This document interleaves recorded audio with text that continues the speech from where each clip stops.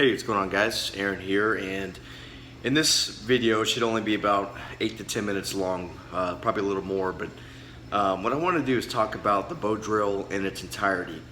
Now, this video is suited more for beginners with the bow drill and anyone who wants to learn some extra tips and tricks with the bow drill that I picked up over the last couple years.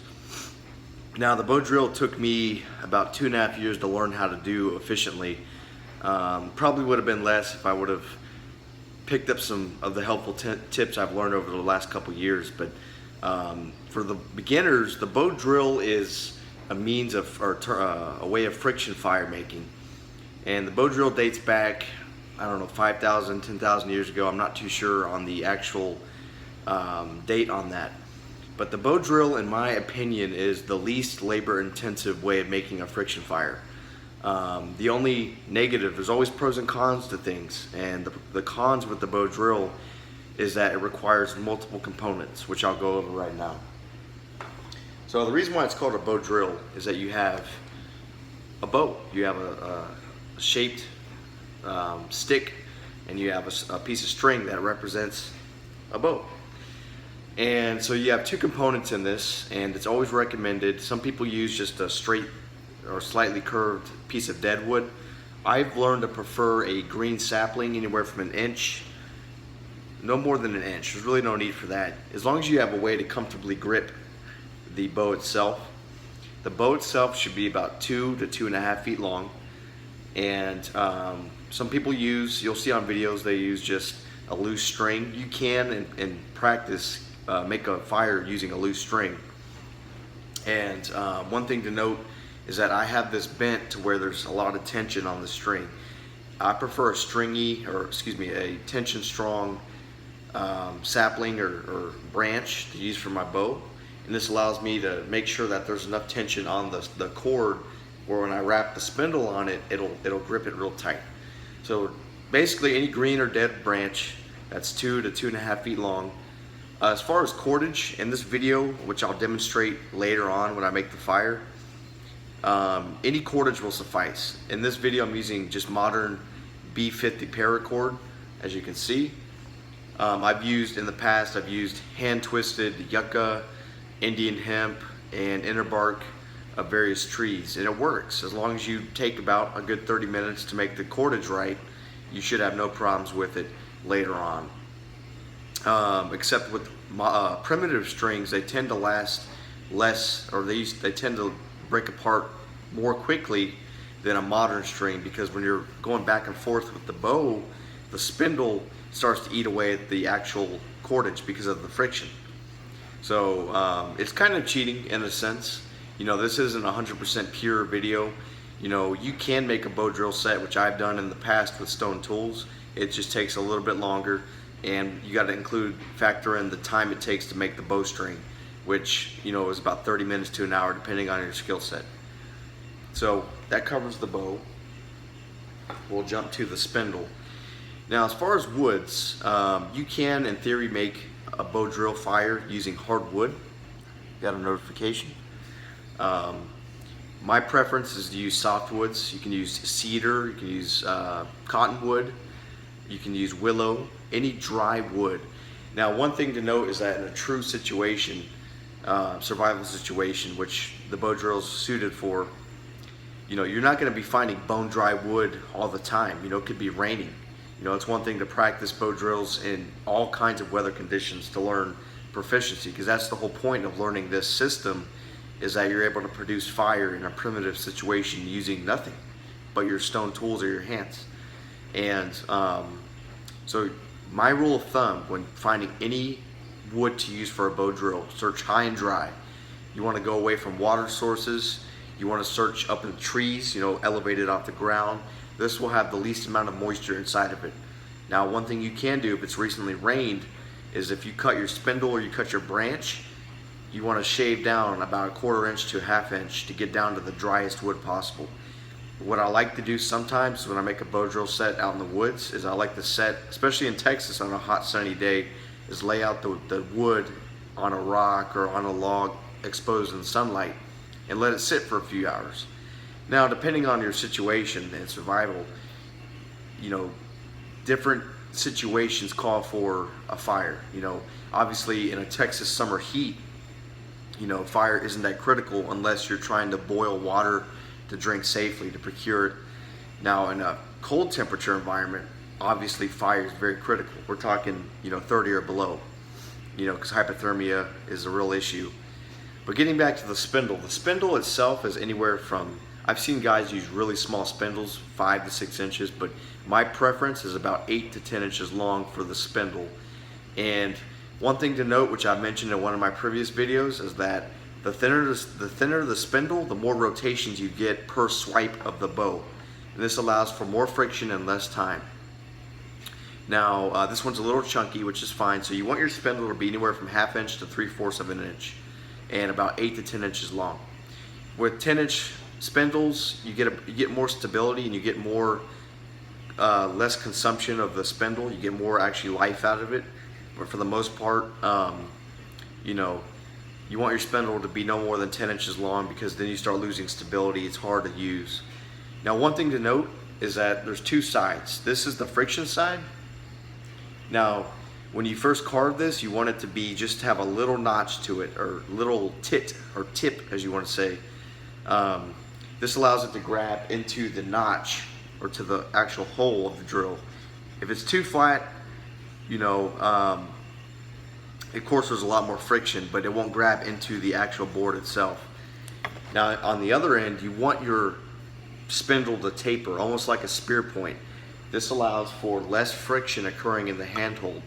The more friction you have in the handhold, the more friction is reduced in the actual tip where the spindle produces the coal, and also you have issues with heat generating in the handhold, which creates issues holding the actual bow.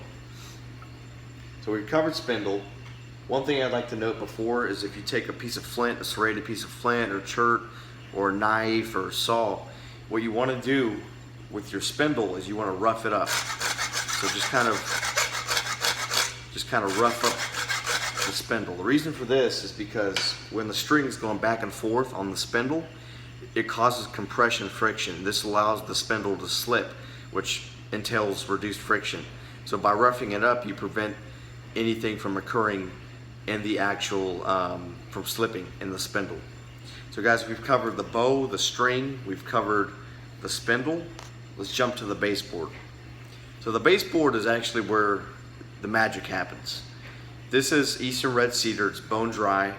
I cheated and I put it in the oven for about an hour and a half on about 200 degrees, and this really sucked out any remaining moisture. This moisture content's around 3 or 4%. It's almost like kiln dried wood. So one thing to note is that each hole should have at least 1 inch of space between the actual holes. Now, I would demonstrate this, but it's very important. A lot of people, what I do is I take my knife, and just find my knife, and right in the center of the board, I gouge out a nice depression, and of course I use the bow to drill out a hole, just deep enough to catch it, and then that's when I start putting the notch in. So the notch, if you can see it, is a cone shape. It's about 1/4 inch near the center, and then it kind of flares out a little bit on the sides. This allows for funneling of the coal and the coal dust. Now the notch should only go just less of halfway to the spindle hole, and then down here it starts off at 1/4 inch, and then it flares out at the bottom. So this allows more coal dust to be collected. Now as far as the board, the baseboard can be made from a big actual 3-inch wide piece of lumber, or you can use a branch. When I do my hand drills, I use a branch. Now you want to make sure it's flat in the bottom, or at least where there's no wobbling when you have your foot on it. You want it to be stable. So that covers that.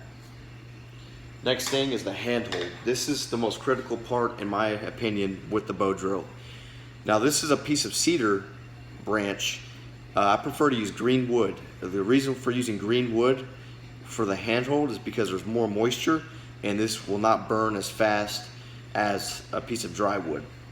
Now what you do is same thing with the baseboard. You gouge out a spindle or a hole, you want to make it as wide as possible. The reason is because when you have too much contact with the spindle, a lot of friction is produced. So that's the most trickiest part. So I recommend using green wood. You gouge out a wide hole for this, just enough to catch it to where it won't slip out. And one thing that I've learned is to use grease. Now this is just pork lard, rendered pork lard. And you can use vegetable oil, grease, anything like that. And you want to make sure that you lubricate the handhold as well as the spindle tip. Make sure you don't get the actual friction part. Now in a survival situation, you can use the greases, the natural oils from your nose bridge and your forehead to lubricate this spindle and handhold. And if you have a group of people, great, that's more oil. And the reason why this oil is important is because it reduces friction in the handhold, which I've explained earlier will reduce friction on the spindle. So in this video, I'm going to be using this nice little cool clay glazed center handhold, which I found very excellent. Obviously in nature you can find stones that are very similar that have depressions, which is great because you don't have to worry about carving out a handhold. But this is a nice little clay handhold that I found very useful for making fires. So guys, we've covered the whole bow drill set. Let's get a fire going. I would use natural tinders, but this burns a little bit more with less smoke, so I'm using just basic toilet paper.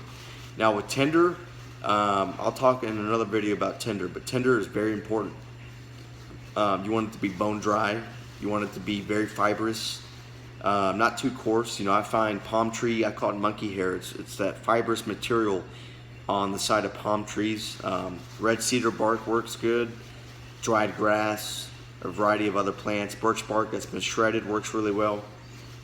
So let's start with the bow drill, and I'll show you how to do the proper technique. One thing to have is a piece of leather, or recommended to do a strip of wood. And the reason for this is that when we have the coal formed, we want to be able to take that and put it into the tinder bundle. All right guys, so let's go over here, and we're at the 12-minute mark, so that's good. Should be able to upload from YouTube. And I just did a video. Let me just get the bow drill kit, guys. I just did a video yesterday regarding the bow drill, and it was just a demonstration video, but in this video I'm going to show you the right techniques for getting a fire going. So first things first, you want a dry ground. You know, if you're in a wet climate, lay down some green boughs, lay down some birch bark, whatever you got available, to make sure that you have a dry working surface to work with. First things first, we're going to take our strip of wood to collect the coal. We're going to lay it down. Then we're going to take our allergies are acting up. We're going to take our baseboard and lay it smooth on the surface. And using the arch of our foot, I'm barefoot. It's actually better for me to use barefoot than boots. I'm going to use the arch of my foot and put it right in the center to make sure that it's locked in place. This is not going anywhere, so that's good. Let me just readjust it. Okay, so that's good.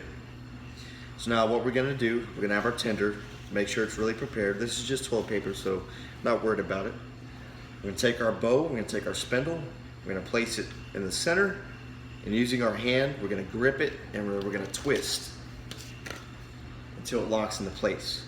Now you'll lay the spindle down on the baseboard using your left hand or right hand. You're gonna hold it down with the string. Then we're gonna take our stone and we're gonna place it right down. So very important process. We have the arch of our foot, we have our shin. We wanna lock our wrist in very tight to our actual leg.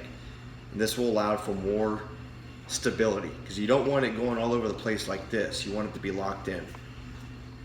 So starting out with nice even strokes, let me just readjust this toilet paper. Nice even strokes. Oop, let me just readjust my foot. Nice even strokes. And just keep it easy right now.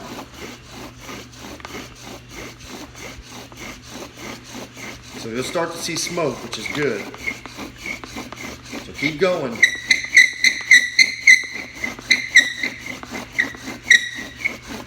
Go as fast as you can when you start seeing smoke, and don't stop.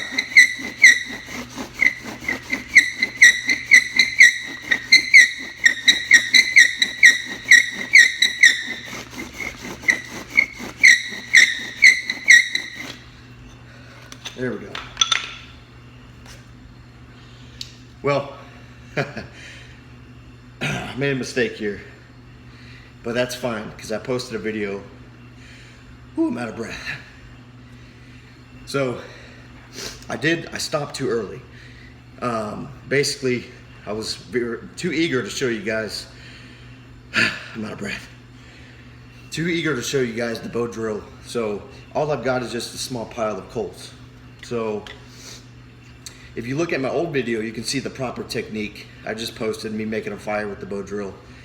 So I'm glad in this video I was able just to tell you about the bow drill, but it's not necessarily a failure because I could have kept going, but I was too eager to show you guys making a coal.